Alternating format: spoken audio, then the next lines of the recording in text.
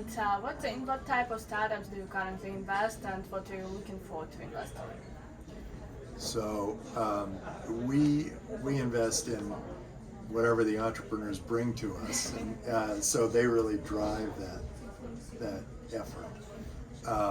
But we also are currently excited about anything put on the Bitcoin platform, blockchain, DAOs, smart contracts. Very interested in all of those.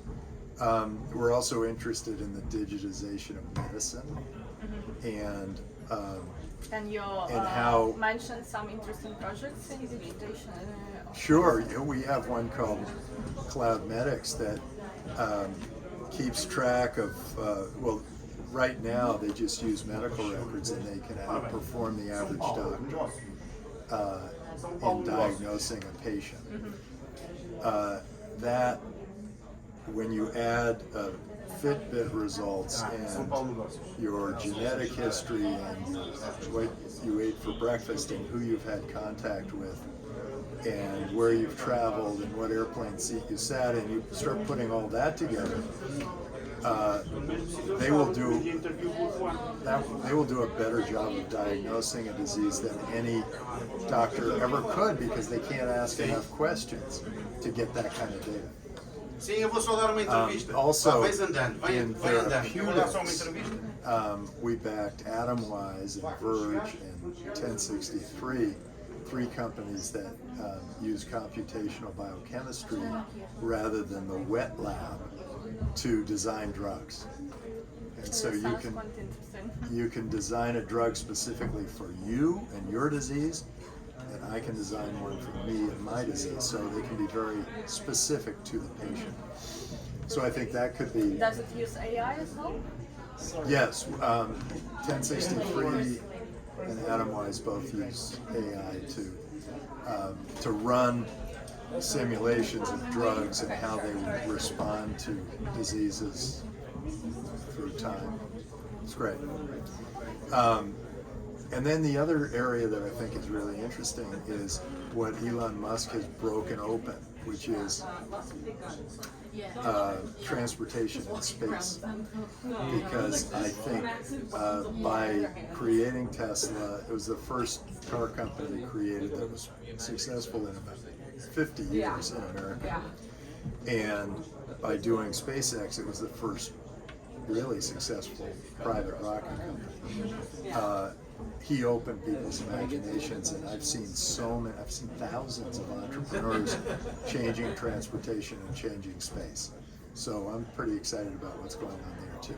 But somebody's going to come and create a teleportation device, or they're going to make it, somebody will cure death or something, and that'll completely change what I look to invest in. And that happens every time I go out for a new fund. I think, this is what I'm going to invest in. And that's probably true for the first year, but then after that, there are all these new entrepreneurs who come with other ideas, and I go, oh, this is interesting. And you're based in Silicon Valley, and it has been always considered to be like a great capital of innovation, but now we see as well other centers of innovation emerging, and you have a Draper Innovation Index. Can you tell more about this, and which regions do you see developing fast in that way? Good, you did your research. Draper Innovation Index we created to get all the data. So we get all the data on all the countries and all the states within the United States, and we determine which countries and which states within the United States are the best for innovators. And it turns out that today, although this changes month to month, today America is still at the margin the best country in the world to do a startup from, with Singapore and Switzerland coming very close behind, and some of the northern European countries just behind them. And then within the states of the United States, we have found that Texas, Florida, and Wyoming are the top 3 states today for innovators. So what this does is it sort of highlights to an entrepreneur where you want to go to start your business. It highlights to a venture capitalist where you want to invest your money. And it highlights to countries and states how you should be competing for these people. You should be accountable to your people, and you should be competing to attract these entrepreneurs and these venture capitalists to your country and your state. And we've started to get some of those country leaders coming to us and saying things like, why did we drop 9 spots? Or how did we, or promoting themselves and saying, hey, we're number 3, come to our country. And I think that the Draper Innovation Index is going to kind of revolutionize how countries think of themselves. They used to think of themselves as monopolies, like we control this piece of turf. But now they're going to have to start thinking of themselves as being a part of an industry of countries that are providing services to their people. Clearly, Mr. Putin and Mr. Xi don't understand that. They think they're going to control everybody and tell them all what to do, and it ruins the lives of all the people in their country, and in the case of Russia, other countries. But there are great leaders out there who are encouraging freedom and trust, and those great leaders are encouraging innovation, and the people that live under those great leaders will thrive. And so my big heroes in the world are the ones who have created freedom and trust, and that's George Washington, who's the first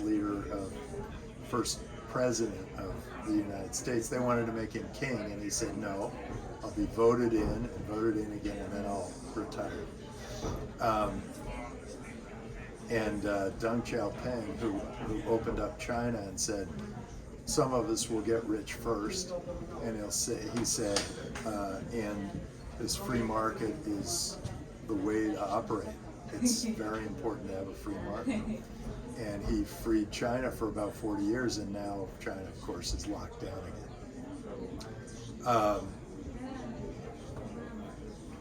And in some ways, Gorbachev did that for Russia, but then Putin came and ruined it for Russia. And what about Portugal, where we are now? How do you see the developments here? I like the president of Portugal. I think he has recognized that Websummit and other things like it are he attracts a lot of people to his country. He attracts businesses to his country. He's got this golden visa program. He attracts people who want to come and ultimately become citizens of Portugal. He has figured it out. He's figured out that he's in competition with all the other countries of the world, and he does everything he can to attract entrepreneurs, investors, people, workers to his country, and that is brilliant. Yeah, and well, how do you see the state of current market? Yeah, like, obviously in bear market, for how long will it last, and what will be the catalyst of the next bull cycle? So I think this is probably going to last in the public markets another 6 months, and in the private markets there's a delay, so maybe another year in the private markets, and then it will be down and slowly but surely work its way up. That's the way the .com thing worked. That's so I think that's the way this is going to happen. We'll have to hit bottom, and then we'll kind of come up from there. It sounds like we're getting the hook. Very nice meeting you. Yeah, thank you for and such all the best exciting for conversation. Coins Telegram.